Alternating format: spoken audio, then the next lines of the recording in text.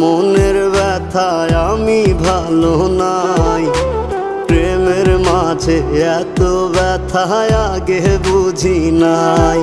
আমি জানতাম যদি অন্যের সাথে বাঁধবি সুখের ঘর, আমি করতাম না রে আপন করে কইরা রাখতাম পর।